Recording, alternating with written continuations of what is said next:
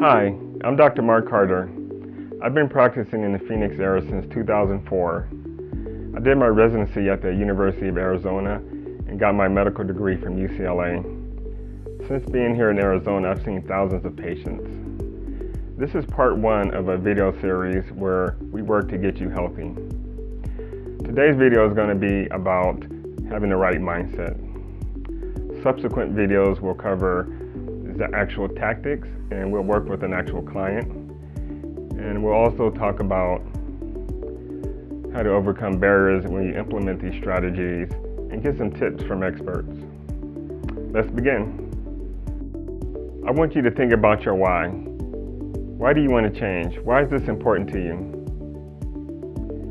Building any new habit is going to take some effort, and clean eating is no exception. Maybe you have a reunion coming up and you want to look your best. Perhaps you signed up for a race or challenge. Some people are tired and they just want to have more energy. Or maybe you're thinking about your long-term health and you want to stay healthy in the future. These are all examples of intrinsic motivation, positive reasons for change. And that's a good thing. Research has shown that the best motivation comes from within, rooted in positive thinking. Clean up your diet just because someone told you to do it, or because you're feeling guilty about your current eating habits, just isn't as powerful. So figure out your why. After you decided your why, it's time to sit down and decide how dedicated you are to the process. Whether that be meal planning, grocery shopping, food prep, or even cooking more of your own meals. You can start with something as simple as substituting an apple for a bag of chips. But to make a change to a truly clean diet, that's more of a long-term process.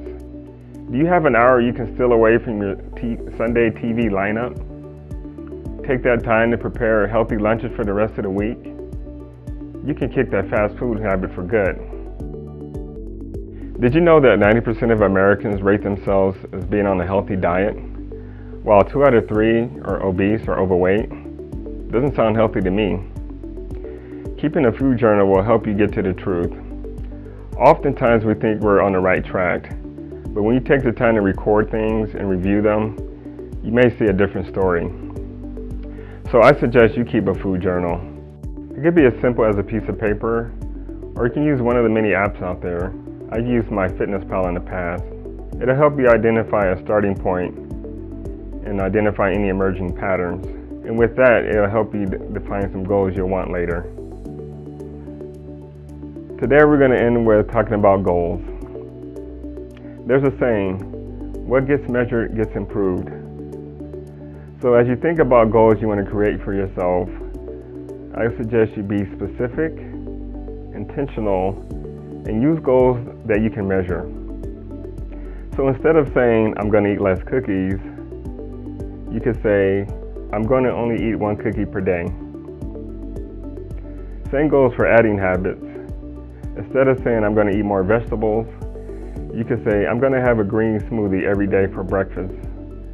That way you ensure you have spinach, kale, or whatever green you choose every day.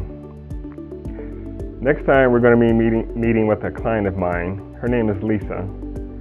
She's invited me to her home, and we're going to be going over some of the strategies we talked about today, as well as some other techniques to become healthy. So until next time, stay healthy,